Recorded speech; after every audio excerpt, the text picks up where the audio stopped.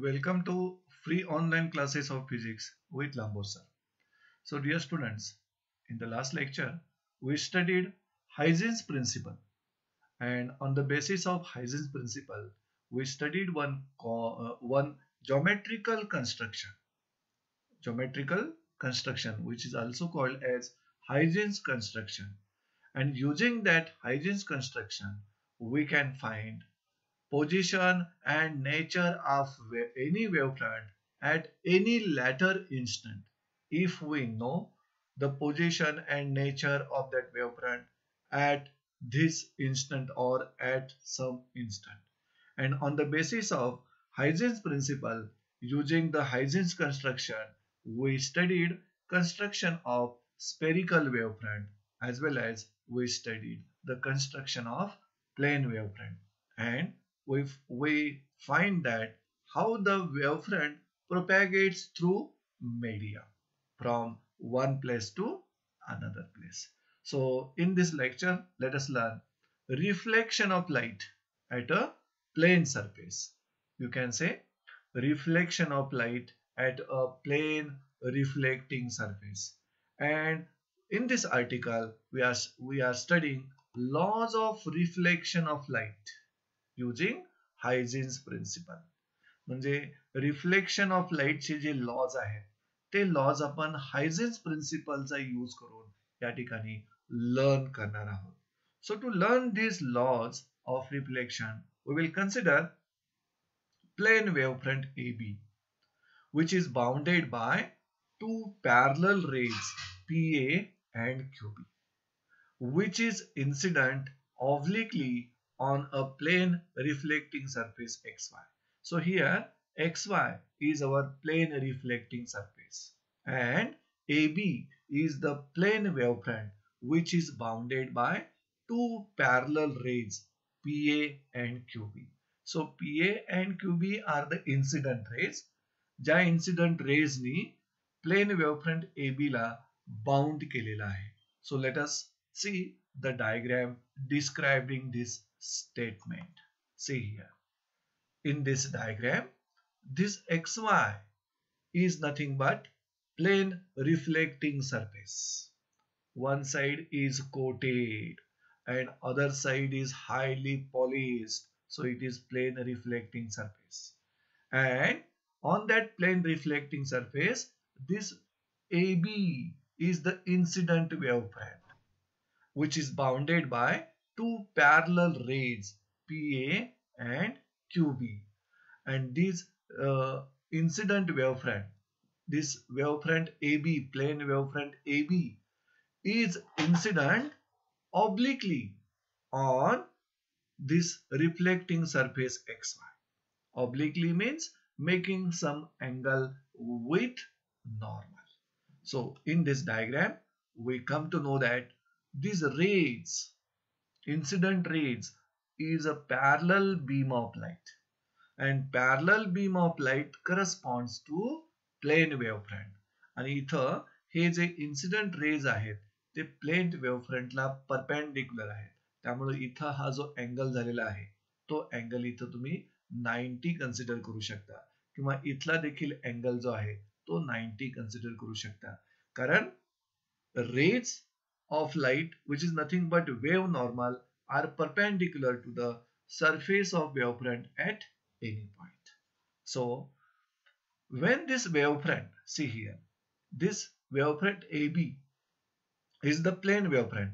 It is traveling, it is propagating from this point here, and when this wavefront reaches the surface XY at point A, when the plane wavefront AB reaches the surface XY at point A, according to Huygens principle, point A, this point, acts as a secondary source of light and goes on emitting secondary waves in the same medium. Why in the same medium? Because this one is the reflecting surface, that waves cannot cross this reflecting surface and travel into another medium. That's why this point A, ज्या पॉइंटला हा incident वेव्हफ्रंट XY सरफेसला reach झालेला आहे, touch झालेला आहे. That point is acting as a secondary source of light according to Heinz's principle.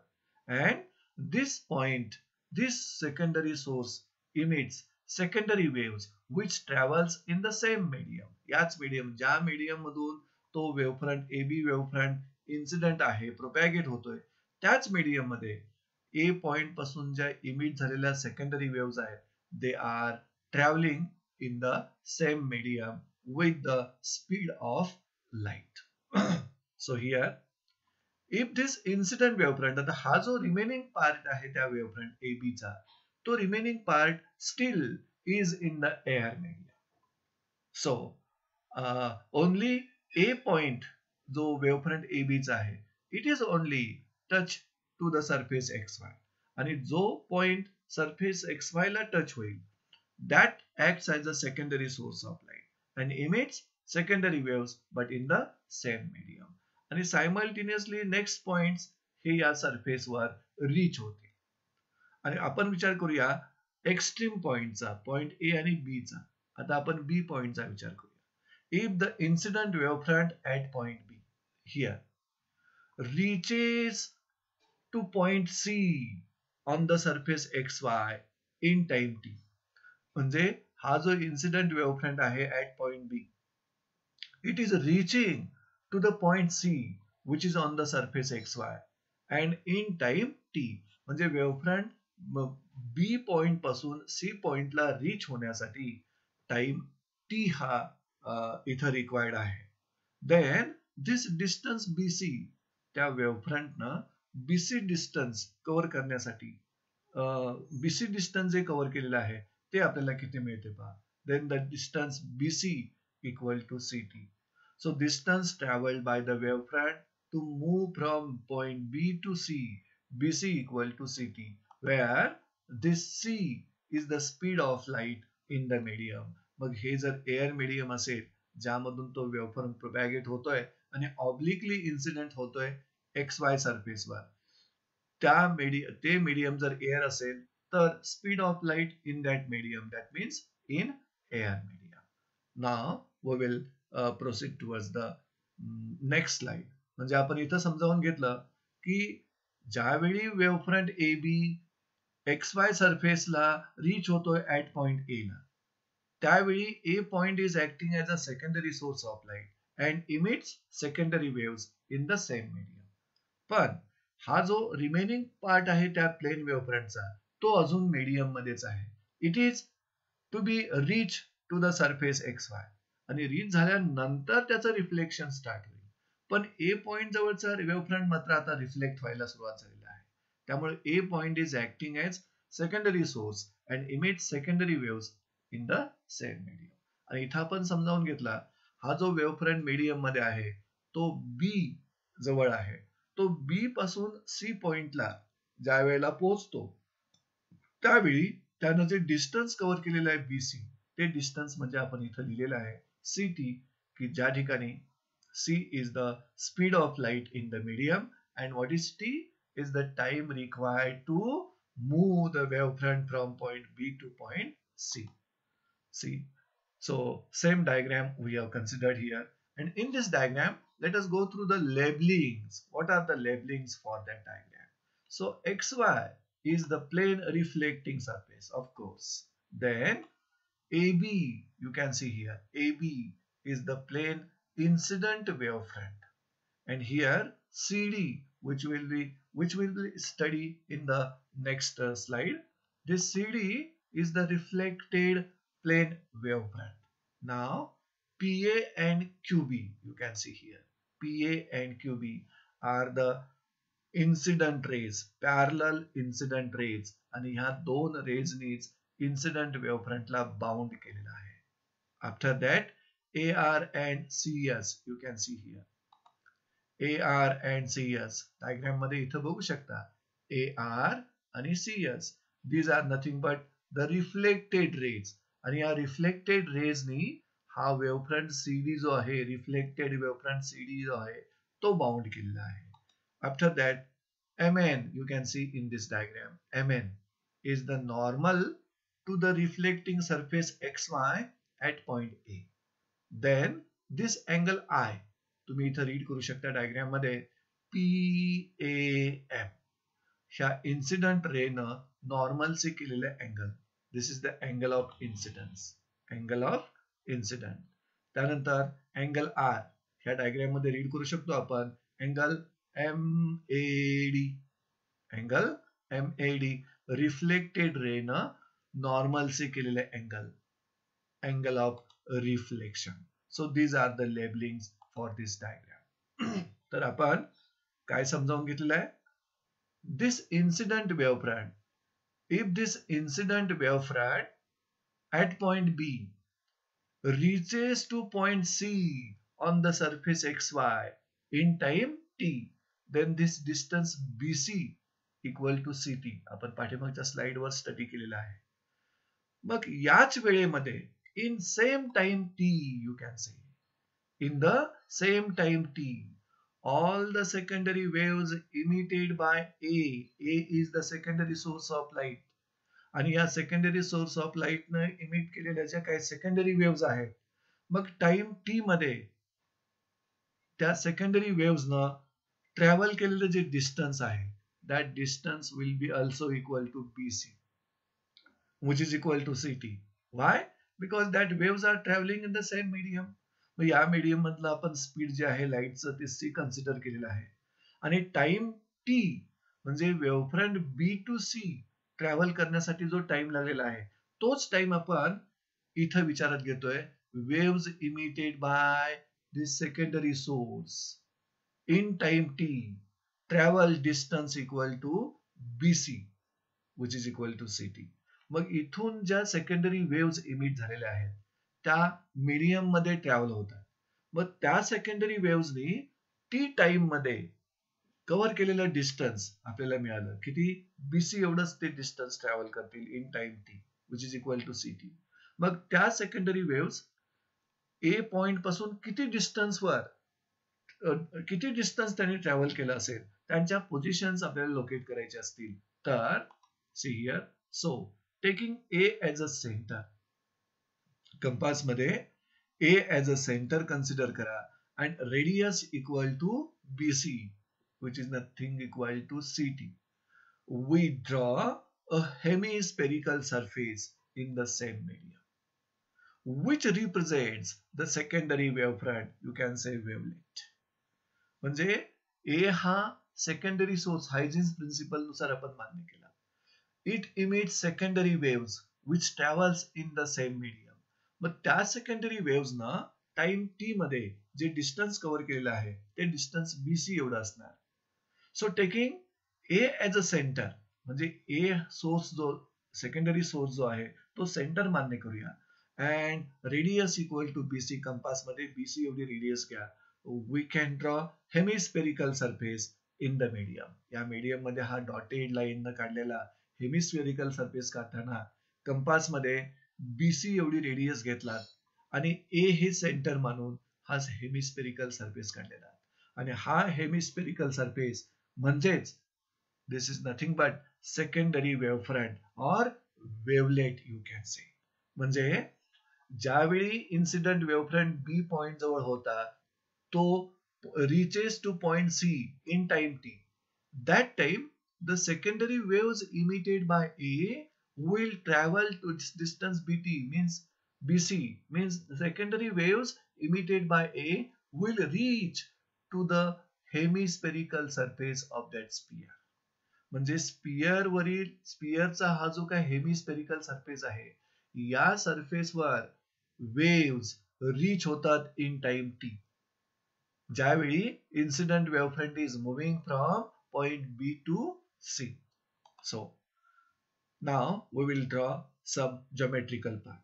Now we will draw here CD tangent plane to the hemispherical surface. See here, point C मधून आपण एक tangent plane draw केलेला आहे hemispherical सरफेसला, which is CD.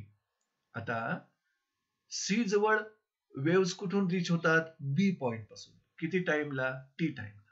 आणि D point जवळ waves कुठून reach होतात? A point पासून. किती टाइमला? t टाइमलाच. म्हणजेच waves reach the points C and D at the same time. म्हणजे डायग्राम मध्ये जर बघितलात तुम्ही तर सी पॉइंट जवळ वेव्स रीच होतात बी पॉइंट पासून, म्हणजे B to C waves reach होतात, आणि डी पॉइंट जवळ वेव्स ज्या रीच होतात त्या कुठून आलेल्या आहेत? ए पॉइंट पासून. But that waves are reaching at point C and D in same time, that means simultaneously, isn't it? So the state of point C and D, state of motion of point C and D will be the same, because waves reaching at point C and waves reaching at point D are in same time. That means simultaneously the waves are reaching at point C and D. So we can say that the point C and D किंवा या tangent प्लेनवर जे point जे locus आहेत, locus of all points on this tangent plane वर येणाऱ्या waves same टाइमला reach होत आहेत, सायमल्टेनियसली रीच होत आहेत.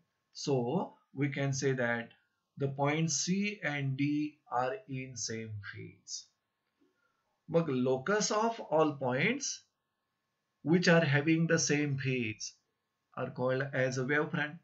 That's why we can say that hence the new wavefront CD is called as a reflected wavefront after time t.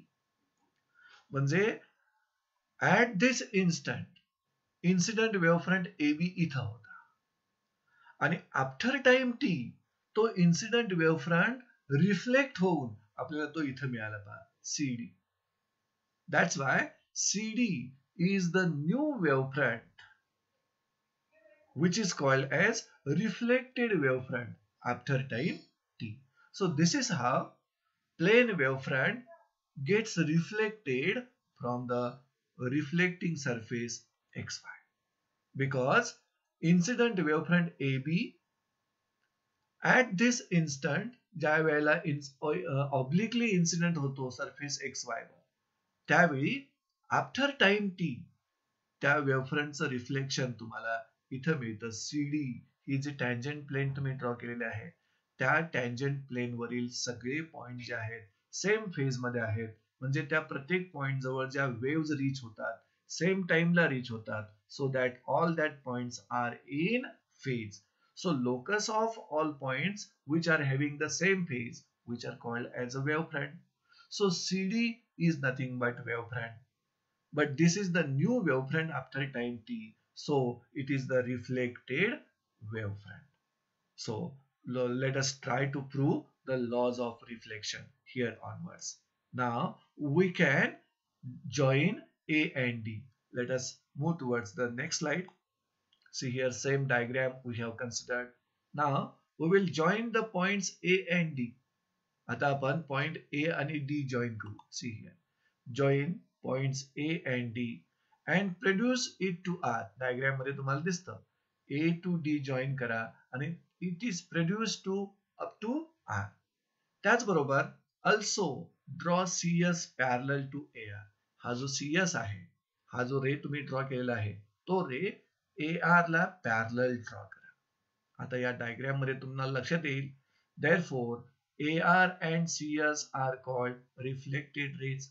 आणि या दोन रिफ्लेक्टेड रेज नी ही रिफ्लेक्टेड वेव्हफ्रंट CD आहे, it is bounded. That's why the reflected wavefront CD is bounded by them. By them means reflected rays AR and CS bounds the reflected wavefront CD. त्याचबरोबर इथं diagram मध्ये MN हा आपल्याला normal draw करावा लागतोय. See here, draw MN normal to the surface XY at point A. You can see in this diagram. A is the point on the reflecting surface XY. आणि A point जवळ आपण MN normal draw केलेला आहे. आता या diagram मध्ये angle of incidence you can C clearly here, angle PAM. See here. So angle PAM, angle I, which is nothing but angle of incidence, and angle DAM. You can see here, किंवा angle MAD. आपण इथं angle DAM read करूया. Angle DAM is equal to angle of reflection. हे दोन angle या diagram मध्ये आपण समजावून घेतलेले आहेत. आता आपण इथं दोन ट्रायंगल कन्सिडर करूया. In triangle ABC and in triangle ADC. See here, triangle ABC here. This one, triangle ABC. हा राईट अँगल ट्रायंगल आहे कारण का हा 90 डिग्रीचा अँगल इथं होतो. Right angle triangle. त्याचबरोबर दुसरा कोणता ट्रायंगल आहे? Triangle ADC. See here, ADC. हा देखील राईट अँगल ट्रायंगल होतो कारण जो रेज आहे, रिफ्लेक्टेड रे आहे, तो त्या प्लेन वेव्हफ्रंटला परपेंडिक्युलर असतो. त्यामुळं इथं अँगल ABC आणि दुसरा अँगल ADC हे प्रत्येकी 90 डिग्री आहे. So in this two triangles, see here, angle ABC is equal to angle ADC because both are 90 degree. त्यानंतर ह्या दोन्ही ट्रायंगलच्या BC साइड आणि AD side, see here, ABC triangle मधील साइड BC आणि ADC ट्रायंगल मधील side AD that are also equal because BC आणि AD same टाइमला ट्रॅव्हल केलेलं डिस्टन्स आहे. That's why side BC is equal to side AD, each side equal to CT. पुन्हा ह्या दोन ट्रायंगल मध्ये जर तुम्ही डायग्राम मध्ये बघत असाल तर AC साइड ही कॉमन आहे. See here, AC side is common. आणि यावरून आपण म्हणू शकतो हे जे दोन ट्रायंगल्स आहेत ते दोन्ही ट्रायंगल्स कॉन्ग्रंट आहेत. See here, hence the two triangles, triangle ABC and triangle ADC, diagram मध्ये बघा ABC ट्रायंगल आणि ADC ट्रायंगल कॉन्ग्रंट आहे. आता जर हे दोन ट्रायंगल जर कॉन्ग्रंट असतील तर त्याच्या रिमेनिंग साइड्स त्याचबरोबर रिमेनिंग अँगल्स देखील इक्वल असणार. त्यातील आपण कोणते अँगल घेऊया पहा. Therefore see here, angle BAC is equal to angle AC. See here, angle BAC हा अँगल आणि अँगल ACD हे दोन्ही अँगल्स इक्वल असणार आहे. हे तुमचं इक्वेशन. हे दोन्ही अँगल इक्वल्स का? तर हे दोन्ही अँगल्स या दोन ट्रायंगलचे आहेत. हे दोन्ही ट्रायंगल्स हे कॉन्ग्रंट आपण प्रूव्ह केलेलं आहे. त्याचबरोबर याच सेम डायग्राम मध्ये आपण जॉमेट्रीचा यूज करून, see here, from diagram this angle I, C here, angle I, जर अँगल I तुम्ही इथं बघितलात तर angle I plus angle MAB, diagram मध्ये बघा, अँगल I म्हणजे angle PAM plus MAB, see here, MAB हा दोघांचे ऍडिशन 90 डिग्री होईल. त्याचबरोबर angle MAB plus angle BAC, C here, angle BAC हे देखील दोन्ही अँगल्स घेतलात तर त्या दोघांचे ऍडिशन देखील 90 डिग्रीज होते. That's why we have written here equal to 90 degree. आता या इक्वेशन मध्ये अँगल MAB दोन्ही साइडला कॉमन असल्यामुळं कॅन्सल होईल आणि मग तुम्हाला मिळेल angle BAC equal to angle I. That's why angle BAC equal to angle I, equation 2.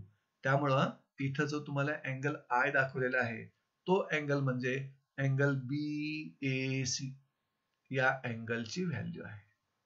त्याचबरोबर या डायग्राम मध्ये अजून एक आपण ऍडिशन कन्सिडर करू की ज्यांची व्हॅल्यू 90 डिग्री आहे. See here, also angle R, see here, angle R म्हणजे angle MAD, this angle, plus angle DAC, you can see, या दोन्ही अँगलची ऍडिशन देखील 90 डिग्रीज मिळते. See here, angle R plus angle DAC,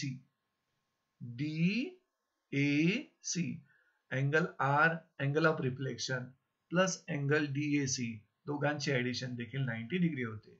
is equal to angle DAC plus angle ACD.